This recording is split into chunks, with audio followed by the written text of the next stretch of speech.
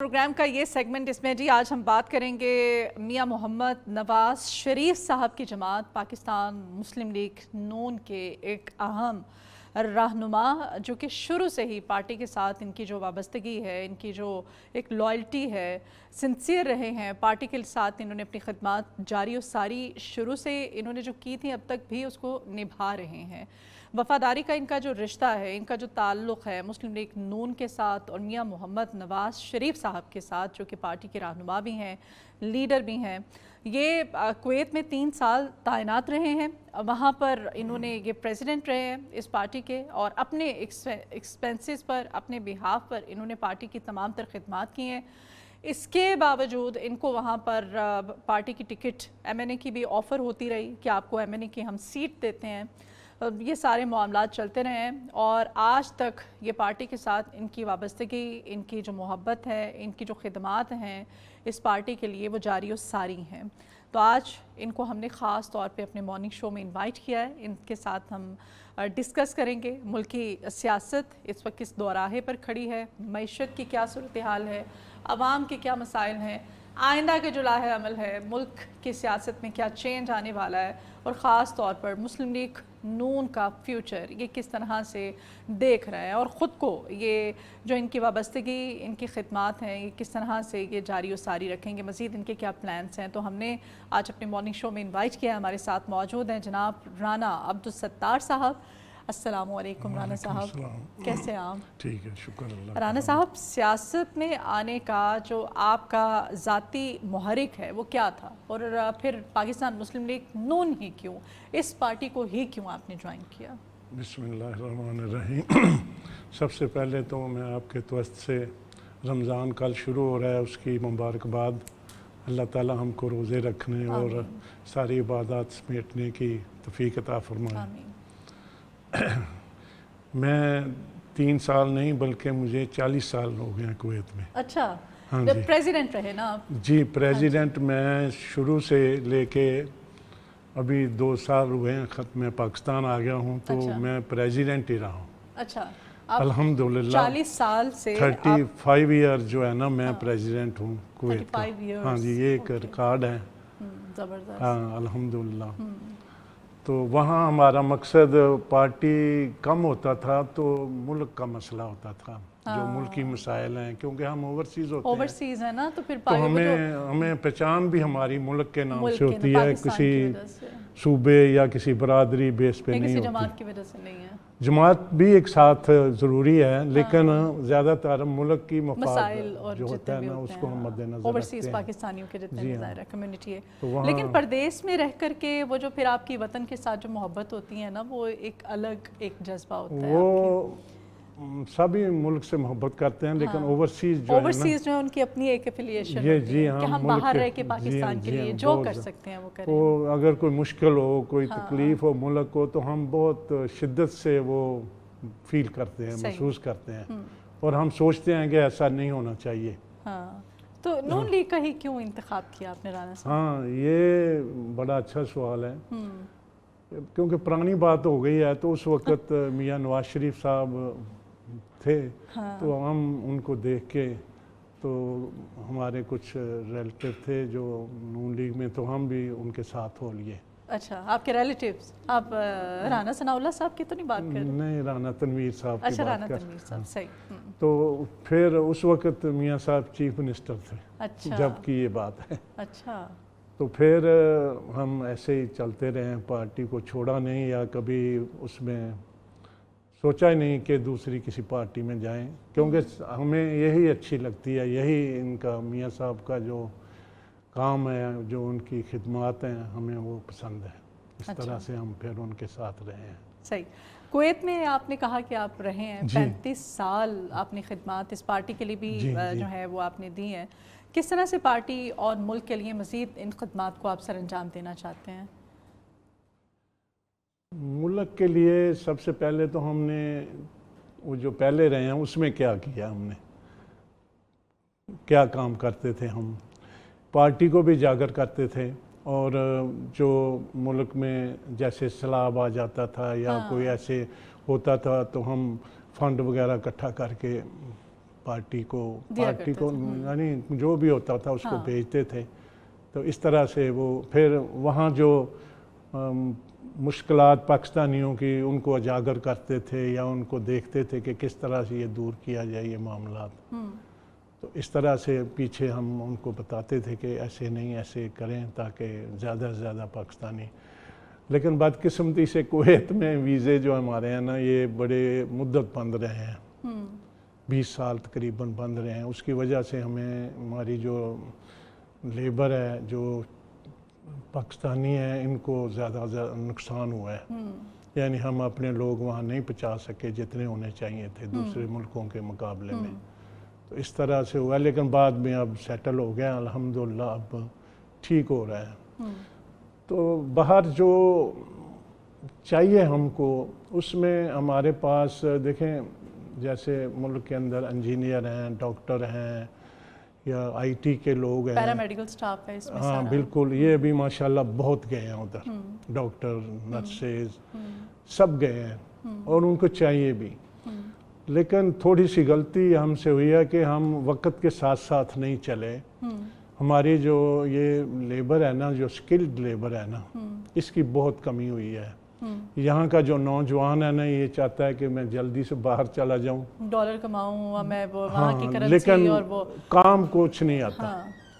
میری اب اس plate form پہ میں کہوں گا کہ ایسا سسٹم بنایا جائے, کیونکہ زیادہ ہماری جو لوگ ہیں نا ہمارے وہ یہی ہیں جو 8ویں کلاس سے بھاگ جاتے ہیں, 5ویں سے بھاگ جاتے ہیں لیبر. ان کو کچھ نہ کچھ سکھایا جائے, سکلز بیسڈ ہونا چاہیے. ہاں جی, اس کے لیے بے شک ان کو کچھ لالچ دیا جائے یا تھوڑی سی ان کو مجبور کیا جائے. الیکٹرانکس کا ہے اس میں, آپ کو گاڑیوں کا ہے اس میں, بڑے کام ہیں اس میں. آج دنیا بدل گئی ہے, الیکٹریسٹی کیا کچھ آ جاتا ہے اس میں. ہاں جی ہاں, سب کچھ ہے. ہمیں وہ سکھانا چاہیے ان کو. پھر یہ اگر باہر جائیں گے تو ہمارے ملک کو زر مبادلہ بھی آئے گا اور ان کے گھر چولہا بھی جلے گا, معیشت ہماری اکانومی ہماری بہتر ہوگی. اور اس کے ساتھ ساتھ جب یہ یعنی ایک گھر سے ایک بندہ چلا جائے گا نا تو وہ خود ہی چراغ سے چراغ چلتا جاتا ہے. ہاں جی, وہ اپنے پیچھے گھر والوں کو بھی کہے گا کہ بھائی فارغ نہ بیٹھو. 35 سال سے آپ کویت کے اندر ہیں. آپ نے بتایا کہ وہاں پر پاکستانی اتنی تعداد میں نہیں ہے جتنے کہ باقی ممالک کے لوگ ہیں. جیسے بنگلہ دیشی بڑی تعداد میں, انڈینز ہیں, ہے نا. اور وہ ہم نہیں چاہتے کہ ان کا ہم بالکل ایسا نہیں, I'm just telling کہ تو پاکستانی کیوں نہیں, ویزاز بند ہو گئے, کیا اس کی کیا ریزن سمجھتے ہیں؟ یہ اندر کی کچھ بات تھی جو بتانا میرا خیال ہے نہیں چلیں. اچھا, لیکن اس پہ آپ کہہ رہے ہیں کہ گورنمنٹ کو یہ سٹانس لینا ہوگا, کچھ ایسے اداروں کو آگے آنا چاہیے کہ ہمارے نوجوان جو کہ اسٹڈی, جو کہ پڑھائی کو بیچ میں چھوڑ کے مڈل کر لیتے ہیں, میٹرک زیادہ سے زیادہ کر لیتے ہیں, ان کو اسکل بیسڈ کچھ اس طرح سے ان کی ٹریننگ ہونی چاہیے کہ اس طرح کی کنٹریز جو ہمارے برادر اسلامی ممالک ایٹ لیسٹ وہاں پہ تو جائیں. ابھی رانا صاحب, جو ملک کی موجودہ سیاسی صورتحال ہے اس پہ پاکستان ہے اس وقت, آپ نے جو دیکھا, جو آبزرو کیا, کیا کمنٹ کریں گے, کیا اس پہ کہیں گے آپ, کیا ہے اس وقت؟ دیکھیں جی, جو جن حالات میں ہم زندگی گزار رہے ہیں, جو ہمارے ارد گرد حالات ہیں یا دنیا میں ہیں, اس حساب سے اس طریقے سے دیکھا جائے تو ہم بہت اچھے ہیں. اس طرح ہی ہونا چاہیے تھا ہم کو. اچھا, ہمارا عزت وقار اس وقت بہت اوپر ہے. ہم بہت نیچے تھے لیکن اب بہت اوپر ہے. تو ہم کو یہ کنٹینیوز رکھنا چاہیے.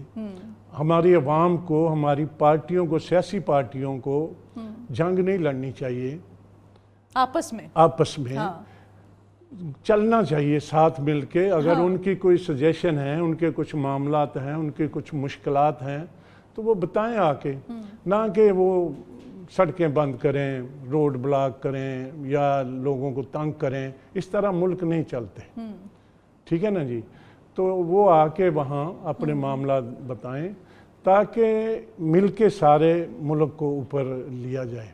کیونکہ ہم اس دنیا میں جی رہے ہیں. اب اگر ہم کمزور ہوئے, ویک ہوئے کسی طریقے سے بھی, تو دنیا گھاس نہیں ڈالتی.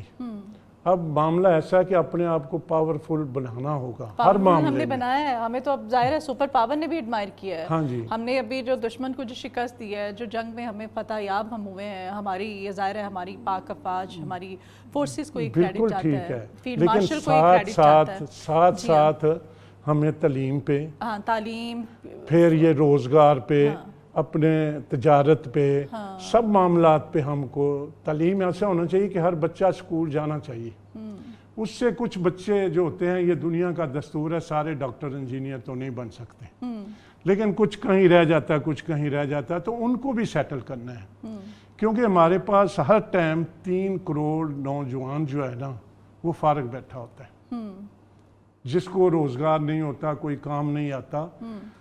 اس کو ہم یوز کر لیں نا, تو ہماری مشکلات جو ہے نا, یہ مالی مشکلات جو ہمیں باہر سے پیسہ لینا پڑتا ہے, قرض لینے پڑتے ہیں, مانگ تانگ کے پیسے لینے پڑتے ہیں, یہ بہت تکلیف دہ ہے. خاص کر اوورسیز, جیسے میں 40 سال رہا ہوں, تو جب ہم یہ ایسی بات سنتے ہیں نا, تو ہمیں دکھ ہوتا ہے کہ کیا کمی ہے ہمارے ملک میں. ہر چیز اللہ تعالیٰ نے دی ہوئی ہے, یعنی جو کم ملکوں کو دی ہے, وسائل ہونے کے باوجود ہم لوگ کو بے روزگار ہیں, ہمارے نوجوان بے روزگار ہیں, روزگار نہیں ہے ان کے پاس. اس کی وجہ یہی ہے کہ ہم نوجوان باہر جا رہے ہیں, جی پڑھ لکھ کے یہاں پہ اگر ڈاکٹر بن رہا ہے, کوئی انجینئر بن رہا ہے, تو وہ یہاں پہ اپنی خدمات نہیں وہ کام کو جاری رکھتے, وہ باہر جا رہے ہیں. نہیں, ان کو سب کو نہیں جلے جانا چاہیے, لیکن دنیا کے ایسے ہیں, جب دنیا کے جتنے ملک ہیں ان کی, جیسے آپ کسی ہمارے مسایہ ملک سے, ان کا 1 کروڑ سے زیادہ باہر ہے لوگ. اچھا, تو ہمیں جائیں باہر بھی, کوئی بات نہیں. باہر ابھی وہ باہر نہیں رہا کہ ابھی ٹیلی فون ہے, ہر چیز سہولت ہے, جب مرضی پیسہ. وہاں پہ جو رانا صاحب اوورسیز ہیں, آپ لوگ مل کر کے کیا وہاں پہ, ظاہر ہے بڑی تعداد, کتنی بڑی تعداد میں اس وقت ہوں گے کویت کے, اگر میں پوچھوں تو؟ کویت میں اب میرا خیال ہے کوئی 2 لاکھ کے قریب ہوں. 2 لاکھ پاکستانی, لیکن کم ہے یہ نہیں, ہمارے کم از کم. یہ 2 لاکھ پاکستانی صرف کویت کے اندر جو بیٹھا ہوا ہے, کیا وہاں پہ کیا کرتے ہیں؟ کبھی کوئی آپ لوگوں نے کوئی گیٹ ٹوگیدر کیا ہو, اکٹھے بیٹھے ہوں مسائل کو حل کرنے کے لیے, یا پھر ہمارا جو نوجوان طبقہ یہاں پہ بیچارہ رل رہا ہے, بے روزگار ہیں, ان کو لے جانے کے لیے کوئی گورنمنٹ کے ساتھ کولیبوریٹ کیا ہو, کوئی اس طرح کا کام کیا ہو؟ دیکھیں جی, وہاں ہر ادارے میں پاکستانی ہیں, ہر جگہ پہ ہیں, ڈاکٹر بھی, انجینئر بھی, آئی ٹی میں بھی ہیں, بزنس مین بھی ہیں. اب ماشاءاللہ راستہ کھل گیا ہے, صحیح ہے, اچھا راستہ کھل گیا ہے. وہ جو ایک بات کی ہے نا آپ نے سینٹر میں, کہ نوجوان طبقہ, نوجوان طبقے کو میں یہی مشورہ دوں گا اس کو کہ بھائی میرے بچے, آپ اگر کلاس 8 سے 10 تک بھی آپ نکل گئے ہیں اسکول سے, اس کے بعد کوئی بھی کام سیکھ لیں. لکھنا پڑھنا آتا ہو آپ کو؟ دیکھیں پرابلم یہ ہے کہ آپ اگر ڈرائیور بنتے ہیں, تو اگر آپ ان پڑھ ہیں تو راستے میں سائن بورڈ نہیں آتا, گھر کا نمبر نہیں آتا, باہر تو پھر آپ دنیا بہت آگے چلی گئی ہے. آپ لوکیشن نہیں فالو کر سکتے, لوکیشن بھی فالو نہیں کر فالو سکتے, کرنا نہیں آتا, ظاہر ہے بڑے پرابلمز تو ہوتے ہیں. جو نوجوان ادھر اگر لکھنا پڑھنا تو بیسک آنا چاہیے, 18 سال کا بچہ ہے, 20 سال کا, اگر وہ 2 سال کا کورس کر لے, تو میرا خیال ہے اس کو جاتے ہی روزگار اچھا مل جائے گا باعزت. اور روزگار جب لگ جاتا ہے بندہ, جب ان کے پاس بھی کام کرتا ہے, عزت تبھی ہوگی.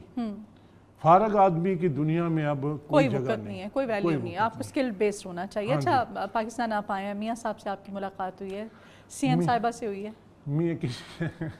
میاں صاحب آج کل ملاقاتیں بہت کام کر رہے ہیں, اگر وہ سن رہے ہوں گے تو مجھے اچھی طرح جانتے ہیں, میرا ان کا بڑا پرانا پارٹی اور ویسے بھی دوستانہ بھی رشتہ کافی ہے.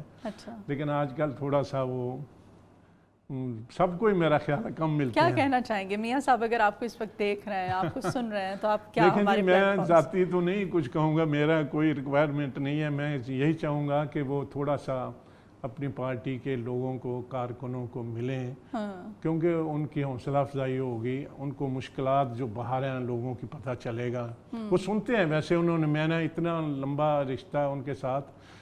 میاں صاحب کی یہی سب سے بڑی خوبی ہے کہ وہ سنتے بڑا لوگوں کی بات, اور بڑی بات سنتے تھے. وہ میرا خیال ہے جس محفل میں یا کتنے بھی لوگ ہوتے تھے نا, ان سے دوسرے جتنے بھی لیڈران ہیں سب اچھے ہیں, لیکن وہ بہت بات سنتے تھے.